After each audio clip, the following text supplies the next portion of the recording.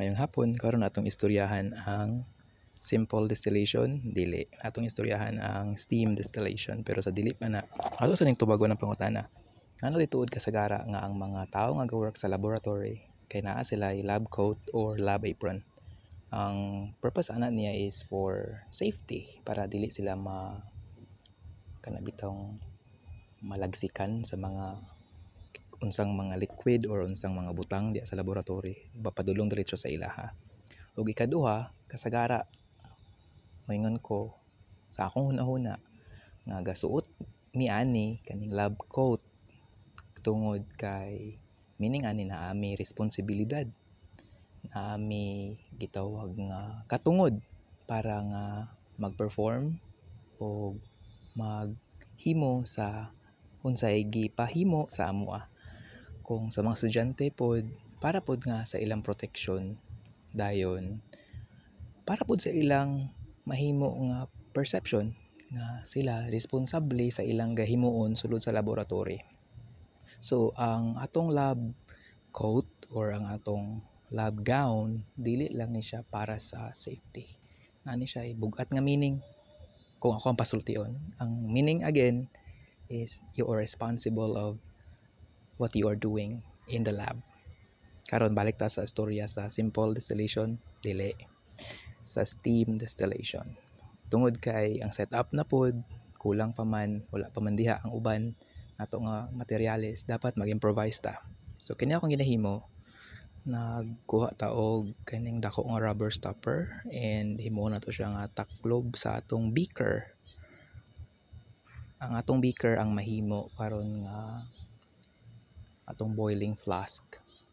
Ang boiling flask mao ni siya ang mag-provide sa atong steam. And kabalo man ta nga ang steam is a gas phase water, meaning to say nagdala pud ni siya og taas nga init compared sa katong kabukal nga liquid. So ang steam dayon mopadulong sa another flask kung asa dito na to isulod ang sample nga atong gusto nga i-extract ang iyang volatile component. So mo na din to siya karon ang mahimong proseso sa steam distillation, pero tungod kay wala may materialis pa nga available, mo ni karon akong gibuhat, nagbangag-bangag ko haning mga rubber stopper. So kinahanglan ako siya nga i-check una kung insakto ba ang fitting sa atong mga glass tubings. Kay kung dili, ang mahitabo magkarambula gini sila. Magkarambula kay mga tipak mo ni kung di na to ni siya ayohon og bangag, kay ang iyang tubing dili man bali sukod sa katong lungag nga atong sudlan. So mao na ni karon natay taklob dayon natay tubing para sa gitawag na to og safety tube. Kay pagbukal sa tubig kung sarado kayo na atong chamber, tanan nga steam mo buga diretso sa pikas nga flask, ang mahitabo mag-build up ang pressure. So dapat na atay safety tube mo na siya kanang taas nga pipette inyo nakita. Karon atong tan-awon kung pwede ba nato i-set up kining gitawag og glass tubing, kung pwede ba ni siya sa pikas. Pero mura pamingon ako dili siya kaabot sa duol sa sampot sa imuhang Erlenmeyer flask. So ang atong gamiton instead of capillary tube, glass tubing. At itong itangtangon ang thermometer gikan sa ato ang rubber stopper sa simple distillation. Ni ato ditong isuksok, atong isulod dito ang taas nga pasture pipette para nga siyang mahimo karon nato nga inlet sa steam patulong sa atong receiving flask. So kana naman ta karoy inlet, o gahi man siya, mura kinahanglan ni siya mantika. Bitaw wala gyapon mi dinhi corning grease. Ug lisod di mo pangita dinhi. So mantika na lang sa anyway, basta importante nga ma-fit na sila. Total ang atong manggi apas dinhi nga makakuha ta og essential oil or katong volatile nga component sa ato ang sample.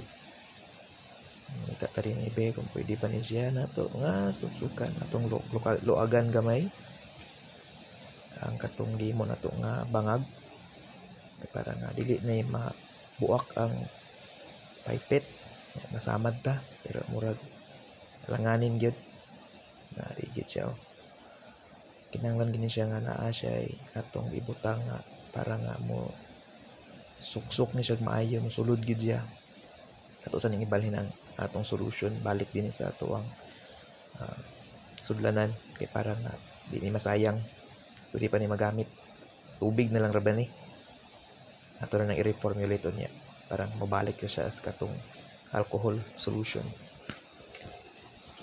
kanya to karong Erlenmeyer flask so ni ara ato na nabutangan og mantika ang atong kining bangag sa rubber stopper itong isok-sok ato ang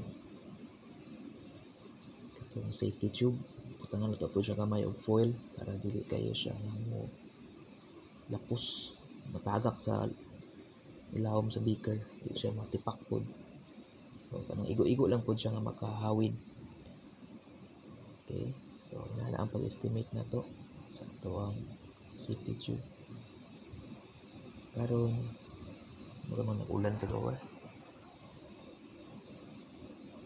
na ato ang boiling flask ready na ang sunod ani ang atong receiving flask di ibutang nato siya sa ato ang air shield pwede na ba rin pwede na ni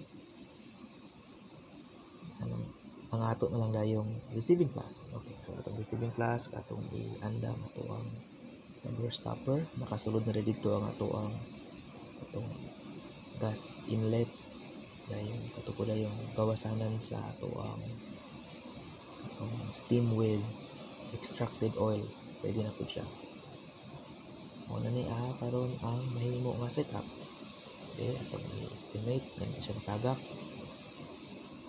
okay ito na ni